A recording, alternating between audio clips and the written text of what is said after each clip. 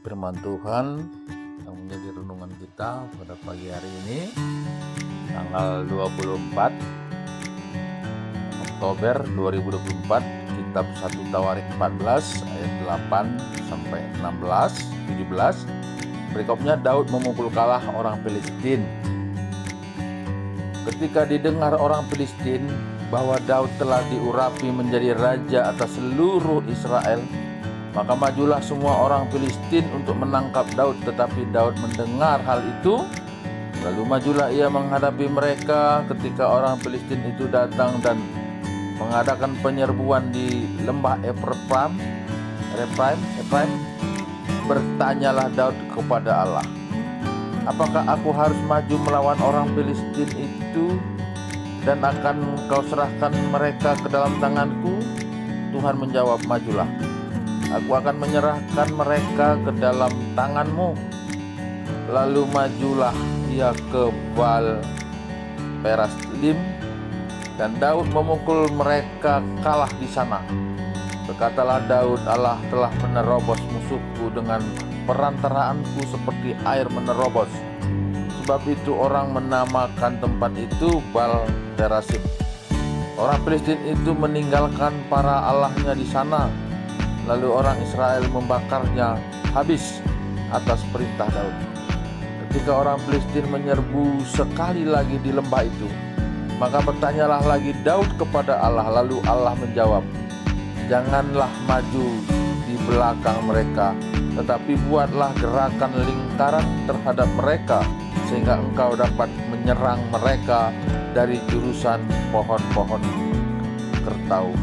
Dan bila engkau mendengar bunyi derap langkah di puncak pohon-pohon kertau itu, maka haruslah engkau keluar bertempur, sebab Allah telah keluar berperang di depanmu untuk memukul kalah tentara orang Filistin.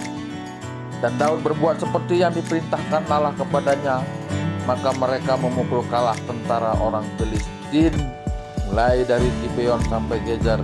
Lalu termasyurlah nama Daud di seluruh negeri, dan Tuhan mendatangkan rasa takut kepadanya atas segala bangsa. Ya, jadi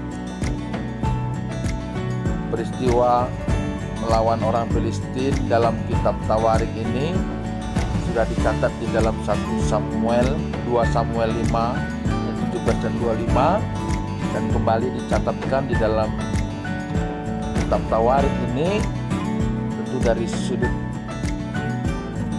rohani, dari sudut spiritualitas. Dan kita lihat dalam perikop ini bagaimana ketika orang Filistin menyerang Yerusalem, dan dalam perikop tokohnya Daud, dan dimulai dari Daud telah diurapi untuk menjadi raja, dan orang Filistin dengan kekuatan besar menyerang.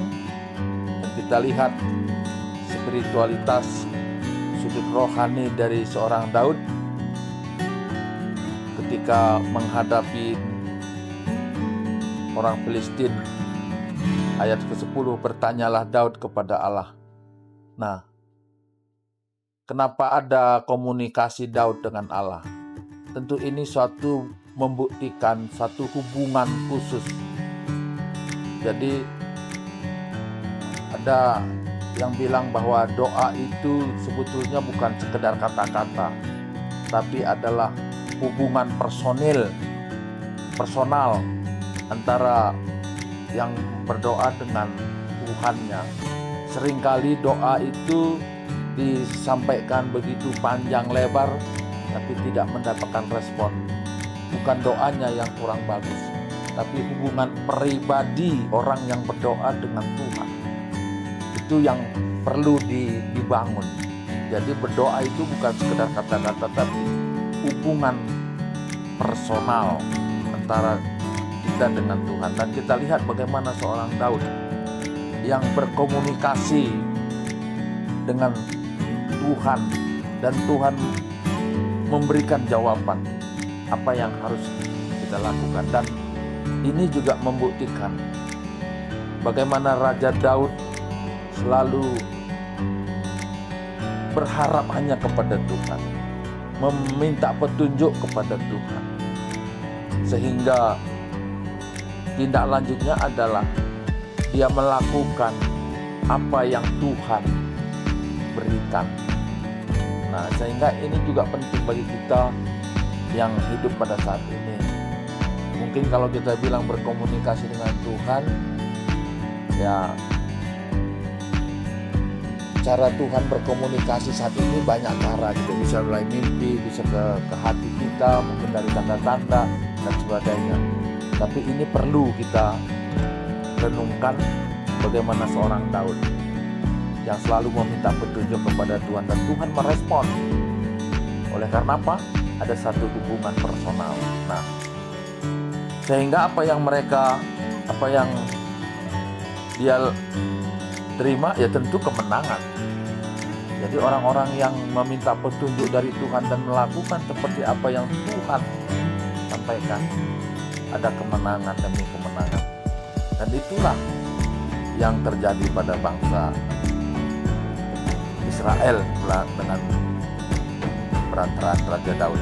Nah, kemudian ternyata orang Filistin ini ketika mengalami kekalahan tidak menyerah begitu saja. Dan seringkali itu juga terjadi dalam tetangga kehidupan kita.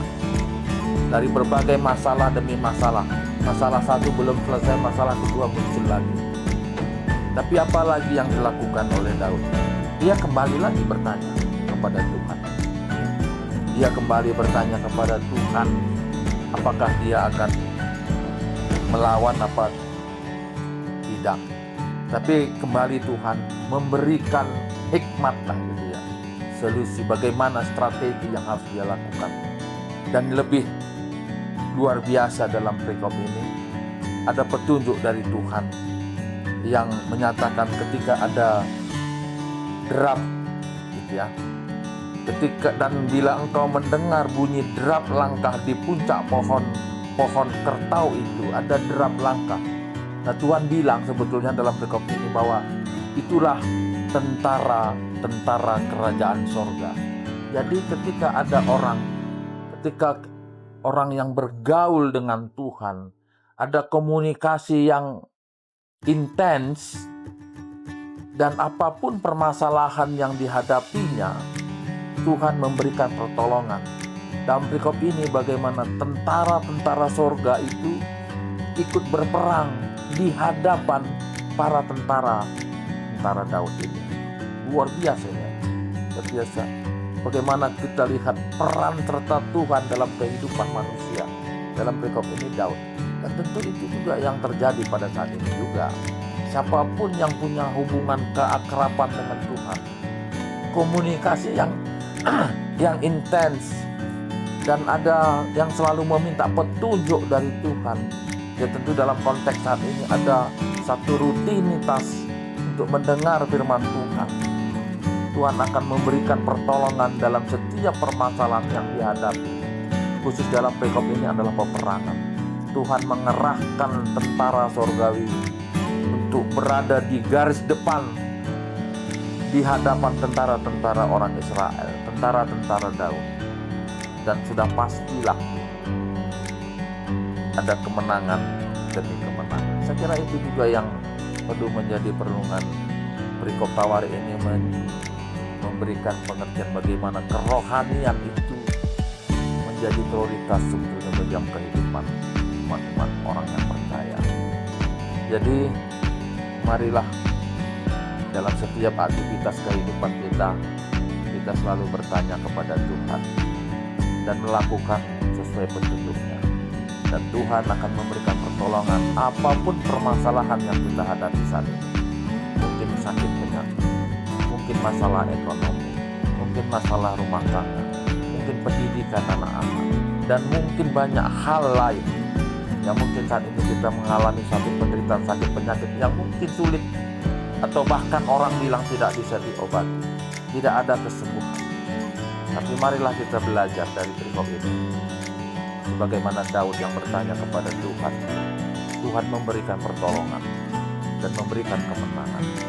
Berbahagialah orang yang merenungkan firman Tuhan siang dan malam, karena dia ia akan hidup seperti pohon yang tumbuh di pinggir sungai, yang berbuah pada musimnya dan daunnya tidak pernah layu, dan apapun yang dikerjakannya akan berhasil. Demikian firman Tuhan.